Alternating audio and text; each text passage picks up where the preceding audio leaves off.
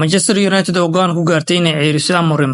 Kooxda Manchester United ayaa la filayaa inay shaqada ka ceeriso Ruben Amorim haddii natiijooyinka aysan soo hagaagin, iyadoo la sheegay in maamulka kooxda aysan aqbali doonin inay ku sii jiraan heerka dhexdhexaadka ah ee Premier League xilli ciyaareedka soo socda. Warbixinada la helayo ayaa sheegaya in ay jiraan qorshayaal fog oo la xiriira mashruuca Amorim ee Old Trafford, balse maamulka Red Devils ma ogolaan doonaan in guuldarooyinka ay sii socdaan.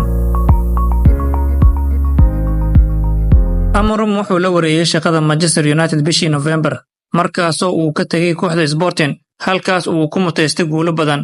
Wuxuu doorbiday inuu la wareego koox jahwareersan, taasoo natiijooyinkii ugu horeeyay uu gaaray ay ka turjumayaan caqabadaha uu la tacaalayo. Inkastoo la fahamsan yahay inuu u baahan yahay waqti si uu kooxda ugu dhafo nidaamkiisa 3-4-3, haddana cadaadis badan ayaa saaran. Warbixintu waxay intaas ku dartay in Sir Jim Ratcliffe, Sir Dave Brassfield iyo Omar Barada ay rabaan in tababar Amorim uu guuleysto si ay uga fogaadaan warar xun oo dheeraad ah oo saameeya sumcadda kooxda.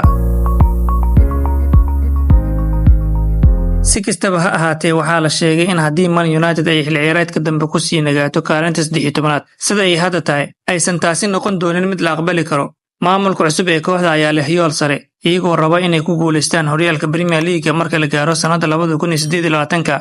Sidaas darteed, waxqabadka Amorim waa inuu si degdeg ah u soo hagaagaa, haddii kale waa la ceerin doonaa.